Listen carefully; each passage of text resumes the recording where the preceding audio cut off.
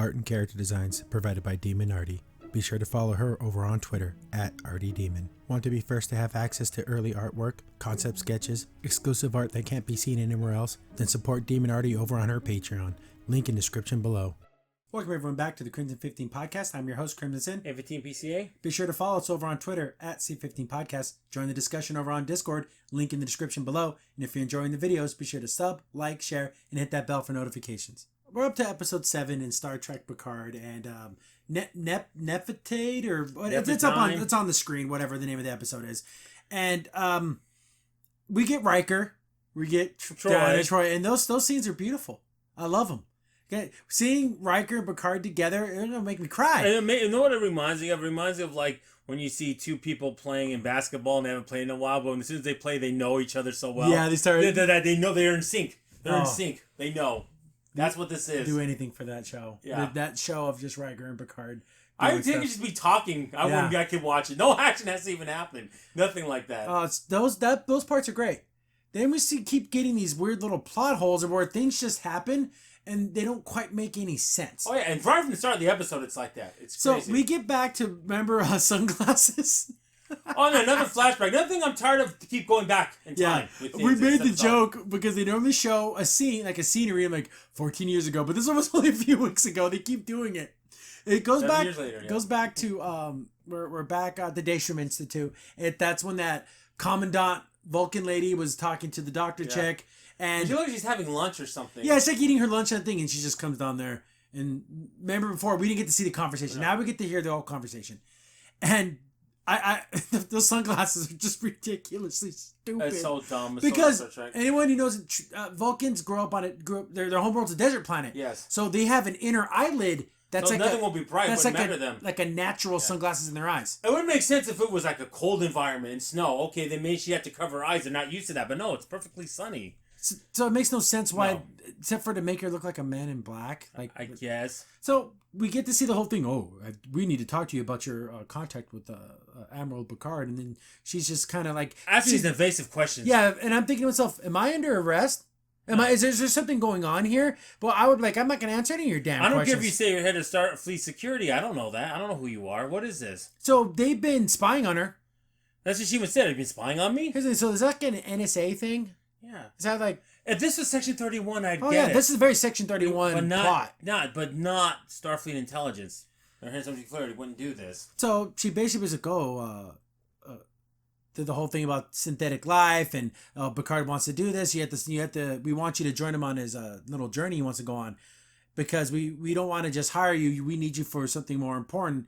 Then she takes her sunglasses off, and I thought, oh, maybe she has like a robot eye or something. Yeah. It still looks stupid because it should be more high-tech sunglasses, but regardless, no. She takes them off, and then... Perfectly normal. Then anyone who knows anything about Trek and Vulcans, she does a non-consensual mind meld, which is like a mind rape. Yeah. There's even debate, can you even do it without someone's consent? I mean, not just the moral thing, but can you even do it at all? Yeah. No, she just does it. It doesn't matter. Yeah, because your minds have to be in sync. Yeah. You can't just do it. Yeah, it's a violation of her. Yeah. This is literally a crime. You can't do that. The other Vulcans are like, you did what? Yeah. That it's like a mind rape. Yeah, I will parallel this to the time when this is back in Enterprise, when back then Vulcans considered mind melds unnatural and they thought it was bad. And DePaul was this person. DePaul was a Vulcan on the Starship Enterprise, and she was with this person that was also a Vulcan, but she forced it. They were doing it was consensual. Then it became a force, and that's why she wanted to break away. See, that was a violation. And they showed it as a bad thing, but in this episode, apparently, it's not a bad thing. Because she's like, oh, we're going to show you why you need to stop these synthetics, and then we get a bunch of flashing images, and like she saw like an apocalypse of some kind. Yeah. So, did she show her the future? Or did she show her something where the synthetics did something bad? But as a Vulcan mind, you can't do that. They don't predict. Unless she was physically there. Yeah, but even then, that'd be memories of the past. Because then we saw like a bunch of, I'm assuming, are synthetics like standing in a circle. Mm-hmm. And there's like, again, what is some type of witch magic? What the hell was I watching? So ridiculous. I thought, this is the crap. What's going on? Yeah. So she shows her all this destruction, and then she throws up everywhere. Gross. There's throw up in this whole episode. A lot of fun. Especially with her. I don't know what it is. She's just up chucking everywhere. So gross. And then she's like, she's all on board after seeing this. Okay. She's like, here, we need you to. She gives her like this little blue thing. I'm like, what is this? It's a galactic Chick-fil-A. What is this? Take this, your best thing after that throw up, honey. It's like, girl, that was nasty. Get that breath. Gives it to her. I'm like, oh, this is some type of device. Then she starts to eat it, and I was like, she's like, oh my god, I didn't tell you to eat it. That is funny. Wouldn't have been the funniest thing. Honey, you're gonna have some problems. Why'd you eat that? That wasn't for eating. So she like chews it like a Flintstone chewable, and I guess this is a way for them to track her. It's full of tachyon pulses. Like, what is this? Where's the thing? Okay, if their sensors so bad, then why don't they tell Picard and explain this to the Federation and everyone? This is what's going to happen. Why is it all secretive? I don't know. See, this is a dumb little B-plot sci-fi thing. This isn't Star Trek. So then we get back to Raffi on the ship, and they remember before, right at the last episode, Picard left, and he's like, come meet me on this planet. I guess the Borg cube hit him with the tractor beam, so they're like stuck in there.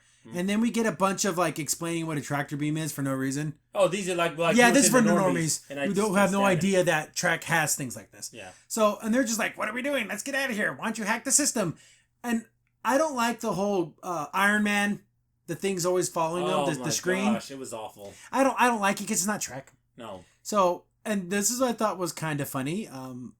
Our doctor, what's her name? Is it Agnes? I guess. It's something with an A. Again, I don't even know the name of the captain of the ship. Reyes. Yeah, there you go. Yeah. So she's like, why don't we just tell them they just want the stupid girl. They don't want us. So they'll let us go. And they're kind of looking at him like, what? They're not going to care. And why are you even talking like that?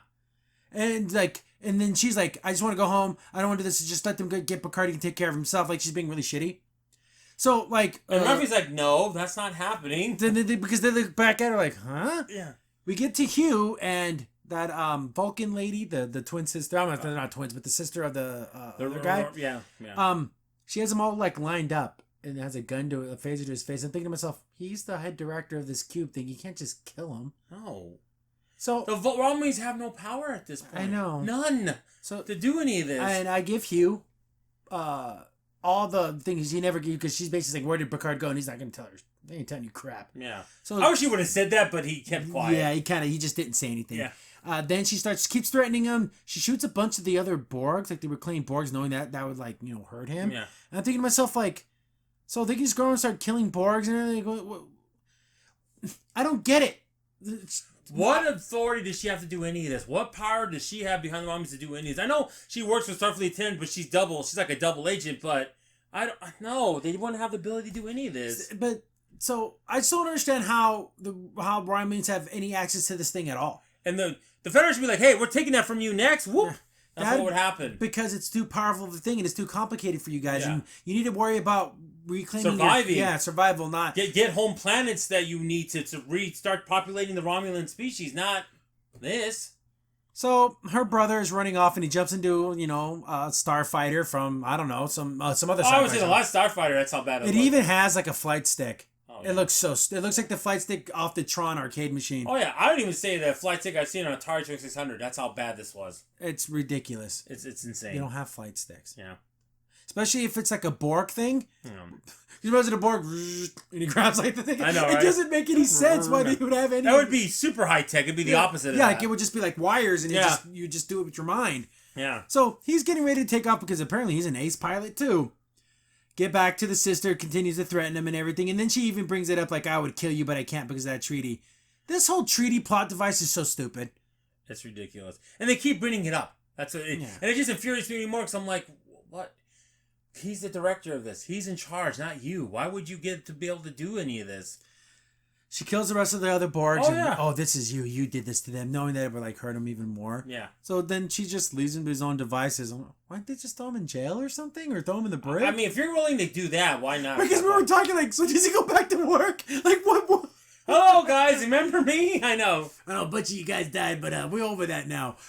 Well, I don't... This is the parts of the episode that are just stupid, so she just walks away. Yeah. That's what brings the episode down. Completely. Stuff like this. The brother takes off, and they let the tractor beam off of Reyes' ship, and they're going to follow him. Yeah, I figured they had to do it because they're going to follow him, obviously. I mean, it's pretty simplistic. Yeah. So, like, oh, wow, they let us go. Let's get out of here. So they take off, and we know that they're going to track Well, him. even Ramsey, they got to find a way to track this. Yeah. Why are they doing this, And then the captain was like, yeah. And then they also talk. I thought a doctor lady, she says, "What about Elnor? Yeah. What about him?" First of all, how did he get on the cube? They still don't explain that. How does this man who's never seen this technology get on there? He doesn't know transporters. He doesn't know.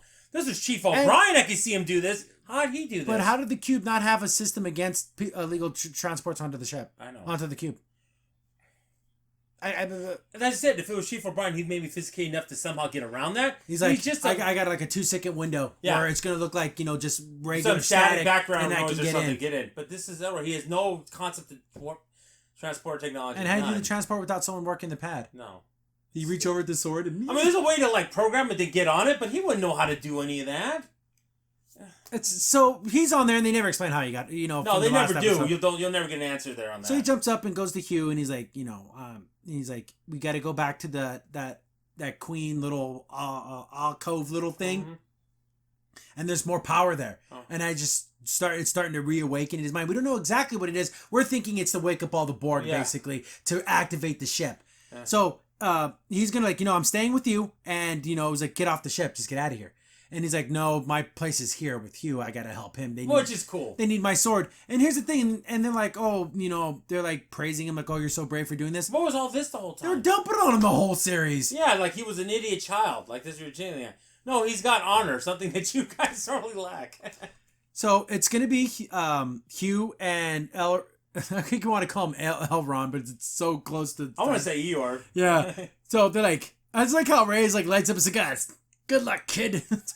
That's not Star Trek. I'm delirious how stupid a lot of this stuff I just want she should start sucking on the like a freaking like a bong. Yeah. Oh, you just have the hookah on the freaking bridge. Why not at this point? So they take off. They're being followed. We get to Picard and Soja, and they're on the planet and everything, and they get confronted with what you think is like a native person, like a native to this planet. At very first thing you look at it, like, no, this looks like one of the Lost Boys from Peter Pan. Yeah, like here, the silhouette looks like she has like little bunny ears, but it's just like what you think would be like a tribal person. I'm like, when you look at her, like, there's no way, like, and she's like, she has like a bow and arrow, like. Yeah. Pointing at Picard, and Picard's like, "Oh my, it won't kill my heart because my heart's made out of pure or whatever," which is a reference to like he does have a fake heart. I like that. It's cool. Points at his hand. Yeah, he's like, but she knows him. You know, like we don't know that at this point. And then he like speaks like her language or whatever, and then he's like, "Oh, like we're friends." Then they start walking along. I'm thinking, who the hell is this? And I mentioned at the point, is this Riker's daughter? Because I was like, there's no way. And it totally is. It's like, oh my. So she pointed a deadly weapon at him. What if she would have and actually let the arrow go? I know. Oh my god. You might still get hurt by things like that. I mean, that doesn't change. So they keep walking, and then of course now we find out. Oh, we know who she is. And then she like whips out a compass, but like it doesn't work. So this girl likes adventures. Yeah. Like she's like playing pretend adventures. So she's not really a native kid. She just likes to pretend. I get that's fine because even Picard's nephew, Renee, before they died in that fire, we wanted to go out and explore and all that, which is fine, but why is she dressed in cosplay? That's the thing that bothers me pretty about much. it. She's just playing, she's playing a game with nobody. Yeah. She's like literally pretending with nobody. So weird. But, they start talking and then she wants to know because she knows who Picard is. Like, who's this lady? Oh, this is the daughter of a friend of mine. And they're like, oh, you remember Commander Data? She's like, oh wow. He was like, Android looks at her, so is he an android? And that's she kind of gets that whole like, so she kind of spilled the beans, but she already knew. Soja knew deep down inside that she wasn't human. But this was like it being in your face. So it becomes... and someone besides Picard and anyone to keep telling you that she's an android. Now she's getting it from another person. So, Picard's trying to like talk to her, but then Soja just kind of like walks away from him like really fast because she's starting to distrust everyone because what's his face betrayed her, tried to kill her. Everything she remembered as a kid isn't real, so she has all this distrust. My mom's not real. Yeah. What's going on? Yeah, here? what's even real anymore? Yeah. So we get to the house and we see Troy walk out, and it's like, that's the stuff that I love, but it's so cheap. It's so cheap. But we'll take it. But I'll take it, baby. Because everything else, we're not getting nothing else in the series. Just enjoy this, okay? Because when she looks up and then she sees Picard like turn the corner around the bush, the smile on her face is the smile on everyone's face because this is what we want. This is what we wanted. Yeah, exactly. And it's like, oh, that's so. She goes and of course, Jean-Luc, she gives him a big hug and everything, and all that stuff is great. I love it. It is. But Soja walks up and she's like, "Oh, who's this?" And you can tell because anyone who knows Trek, she's Betazoids can sense feelings and emotions, and she can tell that she can't sense nothing off her because she's not alive. Right, Technically, she's not. She doesn't have brain function. She is sentient, but it's a different life form. Yeah, that's something that you can't read. It's not a humanoid. And then basically, and then she's kind of looking at her, and then she's talking to Picard. Oh, you're here because you that's the thing is you need something, but you're in trouble. Yeah. And then she's like, I can tell just by.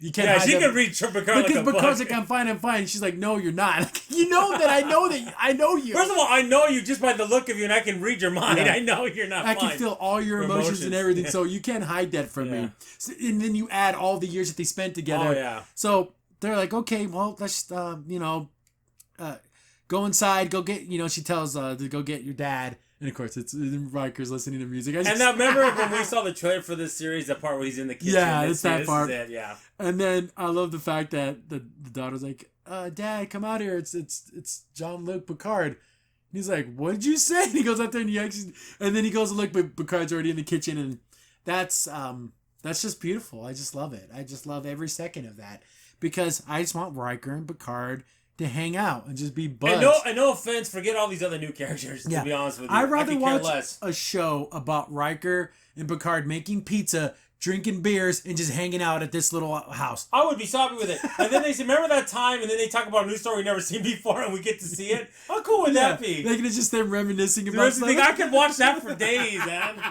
I would love it. This whole scene when they're talking, it makes me want to cry because it's been so long. Yeah. And you can tell that they honest to God care about each other. Oh yeah. And they love each other, and it's awesome. And they welcome them back, no questions asked. That's the way it should have been for everyone. I do love the fact that like you're in trouble, aren't you? Then I guess there's like he sets up like a perimeter scan. Yeah. Shields up, and he's like, well, search for for cloaking. He's like, oh Jesus, like geez, Picard. And then rather than cloaking up, he's like, what's going on? But it's cool that Riker has these defenses. It makes sense that he would have all this. So they're kind of have their little like this just them being together and they're all three of them talking. I'll even mention it a little bit before this when he was first working in the kitchen. He's playing like old jazz. I just love it. That's just so Riker. He's playing his music. That's such a Riker thing. It's rock music. It's so cool. I like the fact they don't use any replicators for anything. They grow all their own tomatoes. It's natural, and that's how Riker would do it. So then that's when I guess. He starts talking like his daughter likes to do these like imaginary games, adventure, and they made up their own language. Yeah, which then they start saying, "Oh, like he had a son too," but the way they're talking about him, like, "Oh God, he's probably dead, huh?" And then we get that whole because like, "Oh, you can sleep in." What was the son's name? I don't even remember. I don't either. Oh, you can sleep in his room. You need some rest because. Well, that's what Troy said. You look like hell. You've been through a lot. Just take a nap. Then we hear a shower, and I'm thinking, oh, some naked Picard shots. No, boo. Oh, yeah, sure, boo. It's the girl that everyone wants to see, Soja, yeah. But we don't see anything. It's from, like, the neck up. But, like, I want to... You know what's so funny? Well, this show, I wouldn't be surprised if we did. We got a full-on nude scene. I know. As long as it was nude Picard, then I'd be all for it. Oh, yeah. That's truly Gene Roddenberry's vision. I know. So it's Soja's, like, taking a shower, and that little girl's taking a liking to her. Yeah. Riker's daughter. And she's talking to her and everything, and she's like... She kind of feels bad... Because she spilled the beans on the android thing. She's kind of like, oh, crap. I kind of like... Oh, it came out. But it's out. And she's like, oh, so can you run super fast and jump super high? She's like, well, yeah, I guess I can. Oh, that's so cool. She's like... And she kind of sees her as like an older sister. Another thing I don't understand. This shower's on the outside. Oh, yeah, that's that's like a cabin thing. I know. Because it's nice.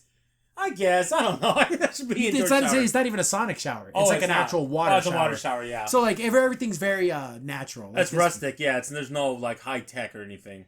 So, she brings her into her room where and it's funny, you still have the bunk beds. It's like, why would they need bunk beds? No. Because there's only one kid. I know. I guess other kids come over. But she keeps talking, and they're talking about Commander Data, and she's like, because she knows about it because all the stories from Riker for her father and mother. And they're like, why would they make an android that can sweat and eat and have saliva? Because she asks, oh, have you ever kissed anyone? Have you done this? Have you done that? Like asking her all these questions. I think it's really graphic. Like this. Yeah, she's like, did you do this? She's like, girl, I've done things you can't even imagine. She just passes out. Then she's like, yeah, why would he do that? She's like, well, if it's Data, then that's why he would do that. Yeah, see again, normies wouldn't know that. We know this. We know Data. Yeah. God, do we love Data. Man, he's my favorite Trek But character. then the thing is that the daughter knew that, so why she even asked it in the first place like that? But she's telling Soja. So, Yeah, but I in turn, guess. she's telling the normies who are watching. Yeah, I know. But she's like, the only thing Data ever wanted was to be human. Yeah. Even though he could do all these amazing things, compute 1,000 algorithms in a millisecond. He didn't care about any He of was that. stronger than anyone in the world. But he wanted to learn to dance. Yeah. He wanted to paint. Yeah. He wanted to tell jokes. No, No, I just wanted love to dream. He even wanted his hair to grow. Things like that. Those kind of mundane things that we take for granted. He wanted the human condition more than anything in Yeah. the world. And as humans, we want to become more proficient. We want to become better. We want to be more machine-like. Yeah. And the perfect machine wanted to be like a human. God, I love Data so much. I'm going to say this right now, to be honest with you, is that I wish this show was more like this. I do. It would have More been so this much kind of better. stuff. Oh, yes, definitely. But, they kind of start to forge this little bit of a friendship, Yeah. And, The girl's very likable, too. yeah, so she's super cute. And, Yeah. she's like the kid sister. She has a ton of questions. Yeah. She's kind of tomboyish, but she also, she's a cool character. I like her. But, and then Soja doesn't believe, like, what if all this is not real? What if this is fake? And she starts going through that kind of stuff because she's been lied to before. But this is a little elaborate. I mean, it gets to a point where you gotta stop spinning disbelief and realize, no, this is genuine. Use your positronic brain and figure it out. Yeah, Come on, seriously. So, but then, this girl just is sticking with it. And then she kind of makes her smile and everything because you cannot not like this little girl because she's sincere. Yeah, and now like even before she gave something that might have been poisonous they used for the food they're gonna make, we gotta take the poison part. Well, we just all want to be poisoned. Oh, yeah, I was like, there's some rabbit thing. That's what made it funny because it was just so like the little kid response. So, I guess Picard's sleeping in the son's room. And this is when we're thinking, oh, God, he's dead. Because the way they're talking about him. It sounds so tragic. I'm like, don't. And we see that he was super smart. Like, ridiculously smart. Like, he was speaking a language he made up. He'd been 18 years old. Yeah, he would have been. An adult at this point. We don't know when he died, like at what age. But he was already like, we see a picture of him when he was a baby. And like Picard's holding him. Like, oh, that's such a cute picture. But, so why give them this tragic backstory? This is the thing I understand. Why are all the old characters given tragic backstories? 7 to 9, Riker, Diana, Egypt. My goodness. All of them. So we get this like, super saddy thing about how they had a son who died, and how the sister misses him, how they miss him, and we're gonna move on, and then it's almost like, yikes. Yeah, right. Dead kids. Trek, everyone. I know. Isn't this nice? Don't you love it? Why? Because I want them to have happiness. I don't want this. I didn't want this sad little note. Everything was so great, then you're like, oh, this brings everything down. I'm depressed now. Yeah, it makes you super sad because no, I can't. Because I care about Riker and Diana Troy. I don't want them losing a kid. That's terrible. Then we get back to because they talk about the son dying and how he made up all these languages, and it goes on for a long time. Yeah. But do we need to know all this backstory of a character who's already dead? Yeah, and we're never this gonna is meet? it's the Riker and Diana Troy show. You could do this. Yeah. But it's not. I would watch the hell out of that. Oh my goodness. And it's just them on this planet. I'd watch the hell out of that. And it's want to be just mundane things. He's fishing. He's I wouldn't care. Oh, we have to plant the seeds for the next harvest. Like, I'd rather watch that. I know, right? So we get back to Reyes, and they're being followed, and he knows that they're being followed. And what's his face? Of course, he's always playing with some type of puzzle game or something. Okay, the first one I could understand because it was a killing device, but like really? Yeah, now he has like a cube thing that he's spinning in his hand. What is this? 2020? We have little hangups. Well, because it's like an autistic thing. Yeah. Because this helps you focus. So this whole part makes no zero sense. sense. It's irritating because I thought this was gonna be something cool for a minute. And Raffi's like, can you lose him? He's like, oh, better sit down. We're going to go for a ride. I'm like, oh, cool. We're going to get some, we're going to jump into asteroid field. Yeah. We're going to get really close to a sun. And then we're going to do something. And here's the scientist saying, oh, and then Raffi rightly says, you better sit down, sweetie. Oh, yeah, this is going to be a real bumpy ride. He warps and stops. That's it. I was like, what was the point of all this buildup? What was the point of all that? I guess I got so irritated by that. The trick move was to stop short and let him overshoot them. But what was the whole point of sitting down? Nothing happened. Yeah, she could have just stood up and it would have been like, we're a little forward and that's it. You would have just went a little forward. Oh, there's a planetoid cluster that has an ionic field. We're going to get as close as we can. It's going to disrupt something, anything. Then you can have a really cool scene of like lightning storms. No, nothing like that. It's like me running real fast and turning a corner and then like letting you run past me. Yeah. That's literally what they did. But why don't they just say that and just instead of doing this, it's going to be so elaborate. It was not. Yeah, they tricked me. Yeah. It's like, okay, we're going to go really fast. Like 5 miles an hour in your car. Okay. That's like running the red light and then they don't follow you. I did it. And that's when, like, okay, now we're going to go to this other planet, but we're going to only do that to trick them, and then we're going to go pick up Picard. And our Abigail, I think her name's Abigail. I can't.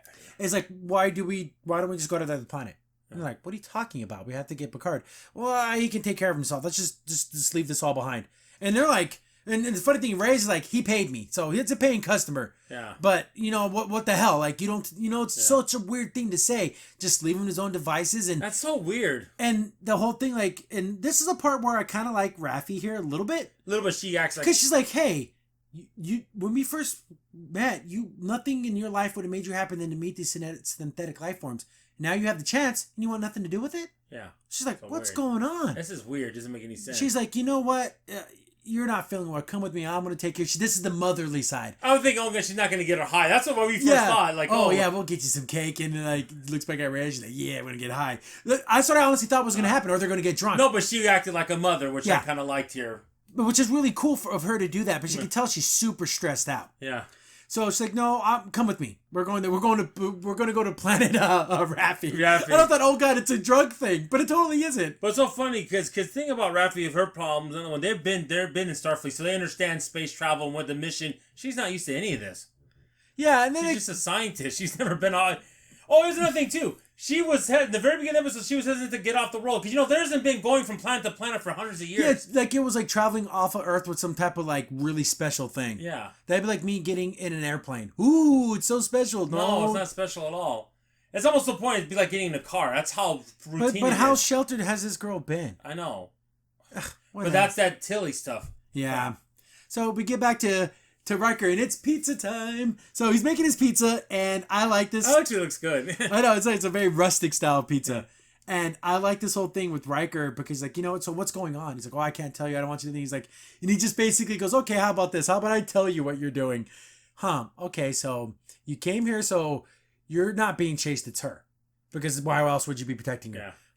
Since you want me to look for cooking, it has something to do with Romulans. So like he's breaking it all down, and Picard's could have been Klingons too, though. Yeah, but everything that Riker's breaking up, because he knows you, Picard. You can't hide things from you're number one. And he keeps on saying, "I don't want you to get involved," but Riker's like, "Come on, man, get over it. Just get over it." Yeah.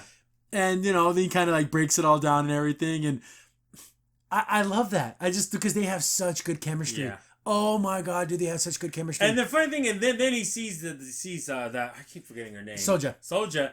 And then she does something that I even noticed right away. She does the data tilt. That little because he's making the pizzas because she's never seen like real food. Yeah.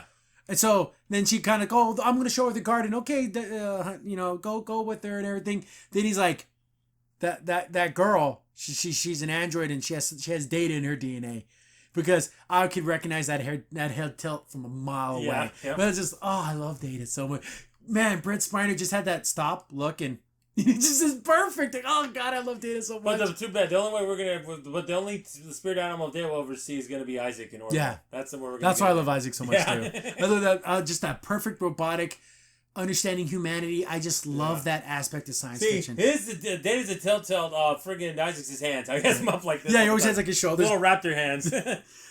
It's so Riker figured it all out, and he's like, "Well, the thing is, what are you gonna do with this girl? Yeah. What's your plan?" And then the whole thing is, Picard's like, "I don't know." Yeah, what are we doing? Picard, you're gonna hide her somewhere. You're gonna.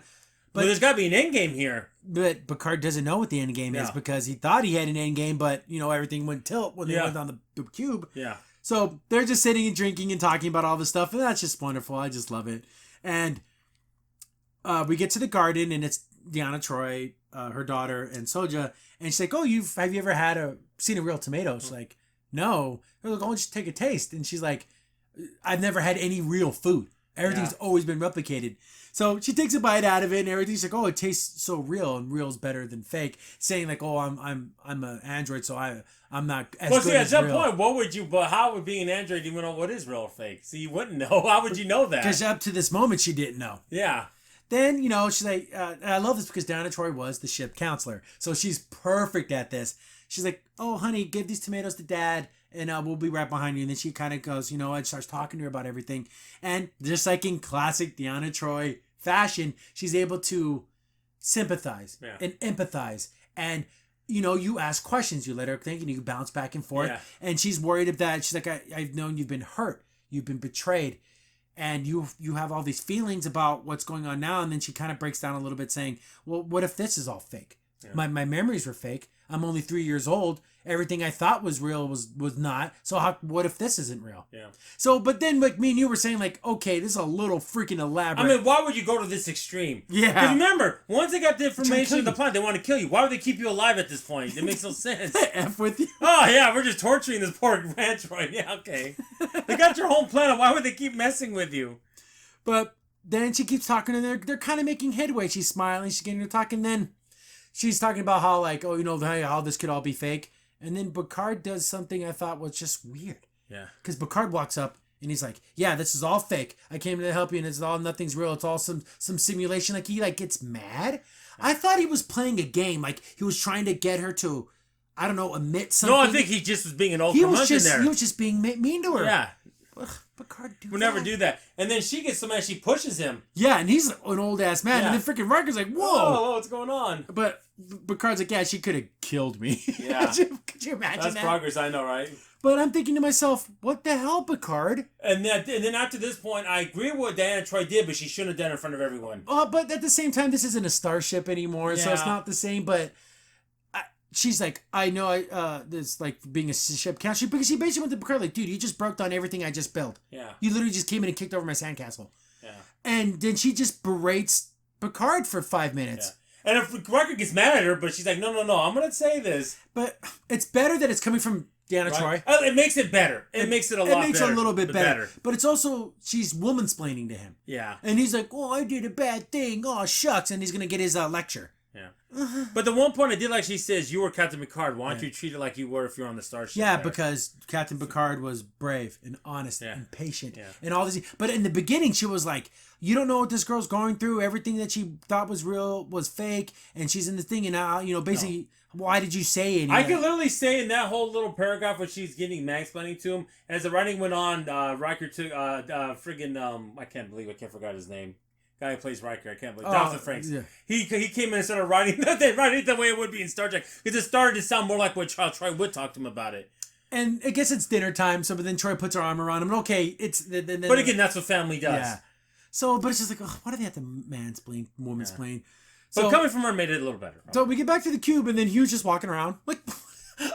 They just killed a bunch of my Borg and put a knife to my throat, and they're gonna just let me walk around. But here's the thing, though. At this point, I kind of don't blame him. Says, "No, forget these people. Yeah, because forget this." Because he's like, "You know what? I'm gonna make sure they never have this cube. Yeah, and I'm gonna take them from them." Oh, did you really think I was gonna let you get away? Well, yeah, with a British cheerio. What? So she threatened him, killed a bunch of Borg. Then hit around the corner? Oh, because you breached a treaty. This whole treaty. Oh, my gosh. Oh, now I can kill you. I know. So stupid. I don't expect you to talk. I expect you to die. Goldfinger. No, it's a good James Bond movie. You should see it. It's really good. Oh, God. So she's like, "Okay, time to kill you." Elroy. Elron. Freaking, Elnor. That's his name. Yeah. Elnor. And it's cheesy, but I like it. He pulls his sword out and he says, "Choose to live." I love his catchphrase. I'm starting to like it now. I think it's cool. She knows what he is. Remember that secret warrior nuns? She knows what they are. Because she has Romulan in her and he's Romulan, so they're speaking in Romulan at this point to each other. But wasn't the secret nun thing like a secret thing? No, everyone knew about it and didn't do anything about it because, like I said, Romulans would so like Romulans that are suppress their emotions. Yeah, okay. So she has a phaser and he's able to just, I don't know, run around the cube and dodge and stuff. And I kind of he was like, "Oh, I gotta scram." He doesn't do anything, he doesn't fight. He just hides. So, the fight continues on. He's slashing, killing a bunch of the other dudes. But she, I thought this was weird and stupid. You're not a Klingon.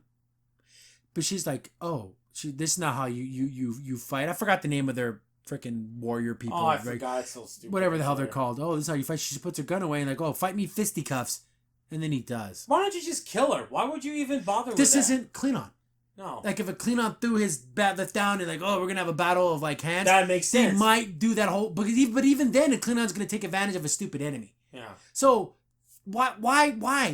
So dumb. It was only for her to be able to kill Hugh. So they start fighting hand to hand, and he gets knocked back a little bit, and then she pulls out a knife and throws it, and it hits freaking Hugh in the throat. Of course. And then, of course, he runs over to save her, and he throws the knife back at her, but she gets transported away. Yeah. Do you think she had some type of emergency transport that knew that when she was in danger to pull her out? Yeah, but this guy cuts so fast and so agile. I mean, like, how did she? Unless it wasn't a far away attack, she wouldn't have time. But how would it sense a knife throw? Like, I'm wondering, why would she transport it?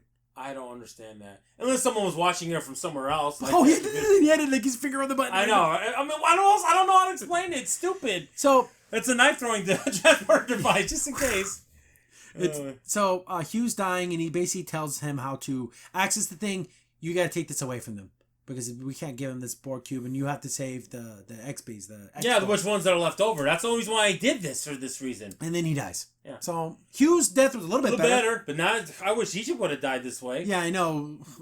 Literally died. Tortured like in a hostile situation. Like a rabid dog. Yeah. Like a pig in a slaughterhouse. Yeah. So we're back to Raffi, and thank God she actually made her cake.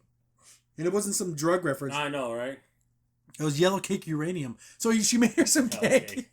And it looks really good. It's a lot of frosting. Yeah. Sits her down. She's like, oh, you want some more milk? Yeah. And she's like, oh, no, I'm fine. And then she's like, oh, okay, how about some chocolate milk? Oh, that's too much now. Not a pint of Raffi. There's nothing is in excess. And then I know, say, oh, she's being a mom. A mom. She's being a good mom.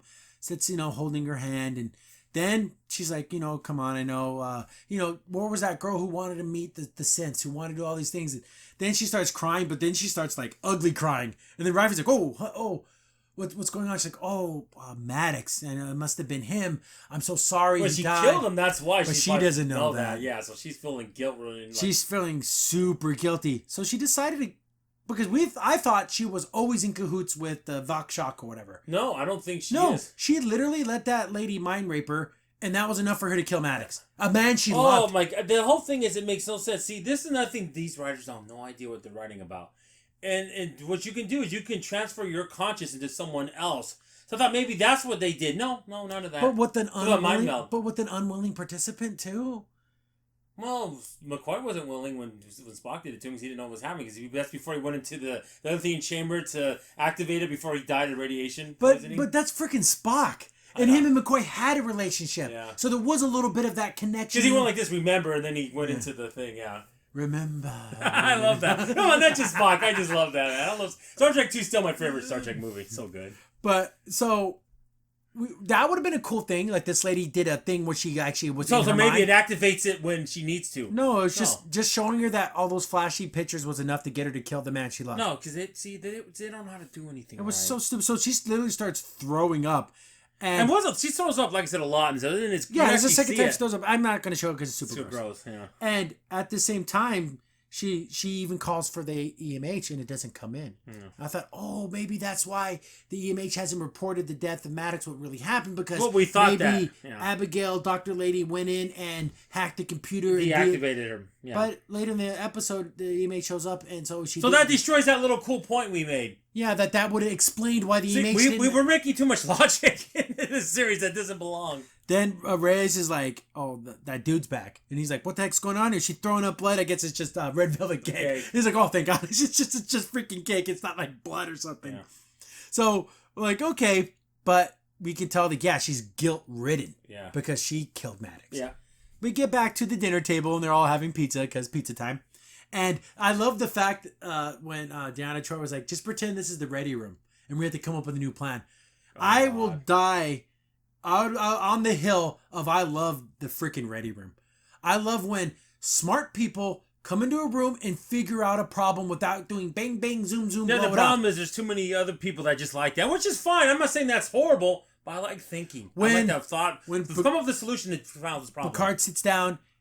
LaForge, we had to figure out a way to get past this, let's say it's like there was a shielding on a ship, we had to get through there. Well, if I do this, and then Data's like, that is possible, but it's going to be a small... God. I love that so much. I love the ready room. Okay, so what are we going to do about security? Okay, Worf's like, okay, we're doing this and that about it, and then just go on and on. We're going to use a phage modulator so our photon torpedoes can breach the shields. And I think this is when Crusher chimes in and says the medical thing they have to do that might be part of this, and all this. I need you to open up enough window for us to transport the casualties into sick bay. They had it down so well. It was like a beautiful symphony of music that just they knew what they were doing. Just the crescendo. Instead of everything. Then it's like, LaForge and O'Brien, I need you to work on this. How much time? A couple hours. You have 30 minutes. We were joking about this, how literally, like, I could just watch a whole hour of that. The Ready Room. Oh, my gosh. Know who does a good Ready Room? The Orville does a good Ready Room. Well, that's where we get it from, is Orville. Well, Lamar. And then Lamar will say a little joke, kind of, but it fits the Orville, so. So I just love that. Okay, guys, what do we got? And then, like, everyone's talking and thinking, and, that could work. Oh, but we can't do that because of this. And then... But don't worry, McFarlane doesn't know Star Trek. He knows it hell like more than these writers do. God, I love it. I love the Ready Room so much. Oh, it's so amazing. Tachyon pulses. So they sit down at the table, and then they start talking, and I like the fact that Soja starts to open up a little more. She's like, well, the man I thought who loved me and cared about me just wanted to get information from me. Mm-hmm. And he was making me remember things I didn't even know that I knew. And then like, oh, did he find out? She's like, yeah. And they're like, what was it? She's like, and then she kind of like pulls back a little bit too, because she still can't trust everyone. Yeah. But come on, at this point, you gotta. But then even Picard kind of tells her, look at me, you can feel my pulse, use your senses. I know Commander Data, and I know that you can look the inflection of my voice, my eye dilation, my skin. I'm telling you that I knew your sister. She was there. She was real. Because she's like, what if my sister wasn't real? She's like, no. No, she was actually real. And I'm here to help you like I tried to help her. Yeah. I know that you think you're telling the truth, but it's like at that point you're Come on. Stop get over yourself. You're literally getting in your own way. Yeah. He got on that Borg cube to save you. Yeah. He didn't have to do that. No. So then she kind of like says, you know what? It was like a home world, and it was like I saw my father. Then he had me look up, and it was 2 red moons and lightning. And the Romulans do this right away, but apparently they didn't know what this planet was. So they're like trying to figure out what this planet is, and then this is funny. And then Crimson almost got this. I saw the daughter looking at him like, oh god, she's looking it up. She's gonna figure it out. Yeah. Because she's really smart too, because she learned all those like fake languages that the brother made up. Well, even though there's tons of real languages. So they're like, okay, maybe we have to contact Starfleet. Maybe we gotta do this. Maybe we gotta do that. And Picard's like, maybe I don't know about that. But then the daughter pipes up, oh, it's in this sector. It doesn't even have a name. This planet. And they're like, wow, you figured that out? And then I guess there was some captain guy that she knew that was like a... Yeah, because at this dinner they're talking about like, oh, maybe we can use his ship, but he's kind of a flighty guy. Or kind of like that old man who says, oh, I went on all these adventures, and he just made it up. And this is Captain whatever, Cram something. Yeah, he's had a weird, stupid name, too. Not Cranberry, but that's what it sounded like. Cramstock or something. But it's like, oh, he knows what that planet is. So I'm glad she asked him, okay, so that made more sense. She didn't come up with, okay, that's a lot better. Okay, that wasn't so... So, like, okay, now they know where to go. They're going to go to that planet because if the Romulans know, they're on their way there now. Yeah. So they're going to kill them all or do something because I'm assuming it's a planet of sense. Yeah. But are they bad? Are they? I don't know why they think they're taking over. This is such a Matrix plot. It doesn't make any sense. Why would Sense do that? If they had their own planet, they wouldn't even just leave us alone. They wouldn't... Yeah. You think at this time they could have already built a whole bunch of, like, super ships. Yeah, unless they're doing like it happened in the Orville. I mean, with Isaac's people. I mean, with the, Kalons. So... we get back to the ship with Reyes, and they keep getting found out by that other that Romulan guy. Mm-hmm. So like, how are they tracking us? Then I thought, oh, and of course she knows it's her. Abigail knows it's her, and Reyes like brings into the sick bay, and she's like, oh, you didn't have to do that. It's like, I actually need to talk to you. I think I know how he's finding us. She's like, well, what do you mean? Because she knows it's her. Yeah. You can always tell her that she's almost like. Then he's like, it could be Raffi. And I'm thinking, why would he accuse Raffi? He's known Raffi for years. Yeah. Well, remember how she left the free cloud and then she was going to be gone, and all of a sudden she just comes back and go, oh, he's just doing this to bait her out. Bait her. She'll say it. No. He honestly thinks it's Raffi. Again, this is the episode I want to call in these new Star Trek episodes, like, things that we think is going the right way? No, it's stupid. No, it's not. So he's like, maybe it's her. Maybe she's the one like sending coordinates or something, because she does have access to the computer and all that stuff. But you've known her for years. And then she divulged to you that she had a son. Yeah. And then she went to go meet her son. So that's why she disappeared on Free Cloud. Yeah. She told you that. Yeah. And you could tell the way that she was crying and everything that she wasn't making it up. No. So where is this coming from? We think it's Raffi. Just because you boned this chick means you can trust her? Yeah, no, like that's just like a male, not 2020 thing. Idiot like, guy. Yeah. But that's my baby. So she's like, she knows the funny thing is, she starts, she's like, no, it's not her. But he's like, it could be or whatever. And she doesn't outrightly say it's me. But then they get found out again. And Raffi's like, he's on her tail again. And of course she has to run up there to lose him. And this is, we thought this was a little weird. She starts freaking out because she knows it's her. They're tracking her. She goes to the replicator, which totally looks like a 3D printer, like from today. Oh, yeah, it's crazy. And she makes some, like, neurotoxin thing. Yeah. Like, wouldn't there be, like, safety guards on stuff like that? You can't, because most medical ships you can't make. Well, but I'm thinking since he can. It's not a Starfleet ship, but most replicators you can't do that with. So she makes this thing, and I'm thinking, is she gonna attack Reyes with it? Is she gonna kill herself? What is she gonna do? She uses it on herself, and I guess it starts to like to foam at the mouth, and then the EMH pops up. I'm like, whoa! Why did that pop up? Why did he not pop up when Mammoth was dying? Can someone explain that to me? Yeah, I know he did first, but he would have popped up again. So the whole thing, she might deactivate it. No, that didn't happen. Yeah, so all these like decent ideas, they're stupid ideas. But at least they're plausible. No. So she starts to foam out of the mouth like she ate an Alka-Seltzer, and the EMH is like, oh my. He actually doesn't do anything. He like runs up to her, and then it just gets back to the brother who's been tracking them. And I guess this neurotoxin, since it messed up her brain, then the tracker goes bad. Yeah, so now he can't follow them anymore. Wherever they are on the map, it disappears. Yeah. And it looks like the star map from freaking like any like 3D like fighting game. I mean, I should say video game. Space fighter game. Space fighter simulator, yeah. So he's playing with this little cube and he's spinning the thing around. He can't find him, and he's like all pissed off that he lost the tracking thing on him. Then Reyes sits down, and I thought he was gonna be like, it's Abigail, like the plan we came up with me blaming you. No, he really thinks it's Raffi. And he's like, Raffi, I think I have an idea how our boy keeps finding us. But I don't think you're going to like it. Yeah. Oh, what's the plan? He's going to involve me throwing out an airlock? And he's like, I hope not. So he honest to God believed it was Raffi. How dumb. And Raffi turns and looks at him like, what the hell are you talking about? But then the EMH is like, oh, Abigail, blah, blah, blah. She went into a coma. Like, she needs your assistance. And he's thinking, what, did she throw up again? No, she's in a coma. Yeah. So, like, so he runs down there because that's his booty call. So he's got to make sure she's fine. Get back to the Borg cube.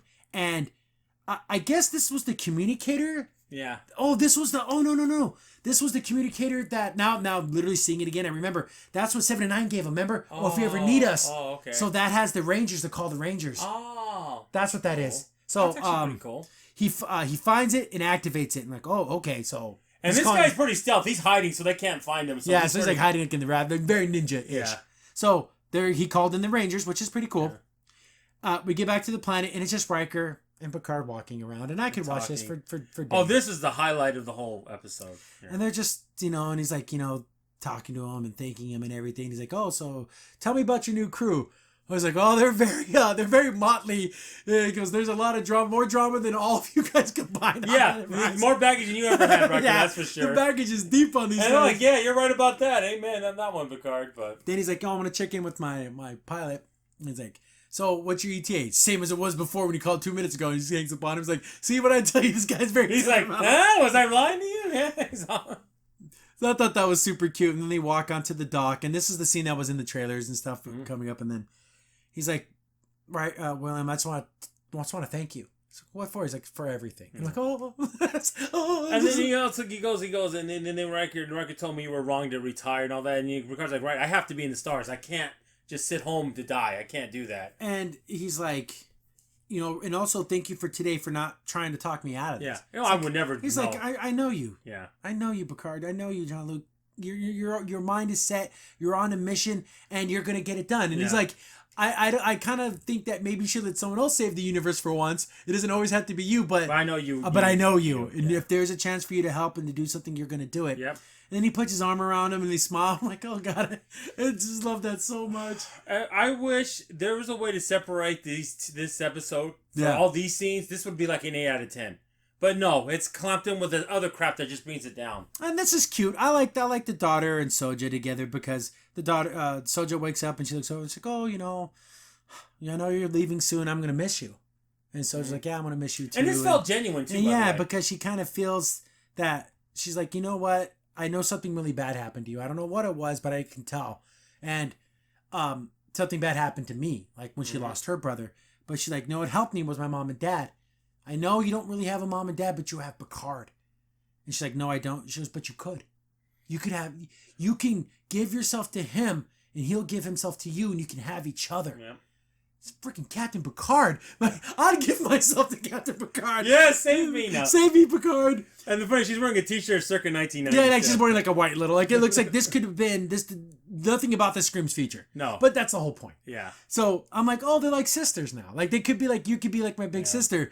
And she's like, and she goes, I'm older. I don't know if this is early in the episode. Well, I'm older than you since you're only yeah, 3. that's the thing. She goes, I also like you too because since I could be like the one in charge because I'm older than you. She kind of smiles, and she's like, oh, I'll think about it. Like, yeah, come on, give Picard a chance. He's giving everything. Why would this all be just subterfuge to get you? Why would we do this genuine, heartfelt stuff to you just to, we're going to get you the end? I mean, what? No. That's just stupid. We get the big hug at the end, and they're like, oh, I just love this crew. They're so good. Next Generation, man, that ensemble cast, does it get any better? No. Deep Space Nine is really good, but this is first. This is so Enterprise Next Generation is because just the cast was just, oh my gosh, it was magic. And they're all leaving and everything. And of course, another thing, because I'm a sappy idiot, so I know these kinds of things. I'm like, oh, she's totally going to give her the compass. And what did she do? Oh, so you wait. And gives her the compass. But how does it not work? I mean, you have all this technology. Fix it. Because this probably just broken. It's like, just pretend it works. Yeah. And it will work for you. Do you think this compass is going to come into play somehow or in some way? Maybe. The magnets somehow come and play in it. And then she kind of gives her a big hug and everything. And she hugs her back because she cares about her. Mm-hmm. 2 to beam up. And then... the daughter goes back inside and it's just Donna, Troy, and Riker. And they're standing there and it's playing the classic music and it zooms. I'm like, you know what? Yeah. You bastards, man. You see, I would love this literally if there was an upcoming episode was just the Riker in their house with that. I'd be happy with that. Let's just call it the Rikers. Oh, my goodness. I know he's all wearing a sweater. He does like this. And he comes in the door. Like it, he turns and looks at the thing. And then it shows the credit, his name. The Jonathan Frakes playing William T. Riker. Oh, he points at the And then it has it's like yellow font. Yeah, the Family Matters. Font. Oh, that would be beautiful. And that's the end of the episode. So we have Picard and Soja are going to her home planet. We have Reyes and them, so they're back together. We don't know what's happened to the Borg cube. I usually don't like talking about what's going to happen in the next thing, but it looks like they activate the Borg cube. Oh my, and goodness, and people freaking out. It's just bizarre. Like, what is this? The craft? That whole like circle thing. And you see it again. It's like, what the heck? And 7 and 9 shows up. I was wondering how did she open? Oh yeah, because he called her with the thing for the Rangers. That makes sense. But freaking, what if like she becomes like the new Borg queen in a weird way? I'll tell you what, you mean 7 and 9? Yeah. That'd be interesting. She probably want to free him, though. See, but here's the thing, though. But what if she has to do it to get them activated and moving? But it's so funny, though. Can she resist all those minds? That is so tempting. But here's the thing. I'm thinking this Borg cube's going to activate. It's going to go to the planet, and it's going to have a big old battle with all the Romulan forces or whatever. And Romulan forces are going to get wiped out. They're going to have that. But the thing is, but who knows? Oh, remember the Vox Shock had a bunch of secret ships. I bet you they have all kinds of a huge army. And all stupid. It's all stupid. But they've been destroyed. But can we get a cool epic space battle? We gotta have one, right? Please give me something. That would maybe one of the few highlights of the series outside of the original cast. I love all the Borg cube battles because it's just an unrelenting onslaught of power, and they seem to have all these little mini fighters. Yeah. So I want to see some cool. Like I remember, we've mentioned this episode before. All that with the Borg from the far future because he had the holometer in him from the Doctor and had nanomachines got on it because the transporter thing, and. They're first hearing the Borg cube because I can hear the voices, and then Sam's like, "Yes, I hear them too." And then you can see like Chakotay looking like, "Oh my god, they're not gonna turn on this, are they?" Like because it's scary. It is scary because the Borg are the most scariest threat because they're so not human. Yeah, and it's so tantalizing because you got all this one mind, one control. Yeah, it's too much. It's too much. So I want a big space battle, but will we get that? Every time we wanted something in this series, I've been subverted. Subverted every time. So I don't know.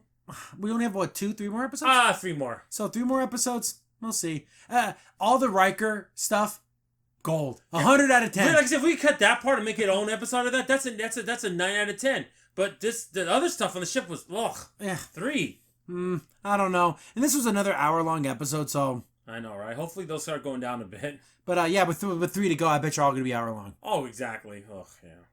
Crimson Saint here. Thanks for watching the video. If you're enjoying the content, be sure to sub, like, share, and hit the bell for notifications so you don't miss a single upload. If you have any tips or story ideas, hit us up on Twitter at C15Podcast, or better yet, join our Discord server, link in the description below.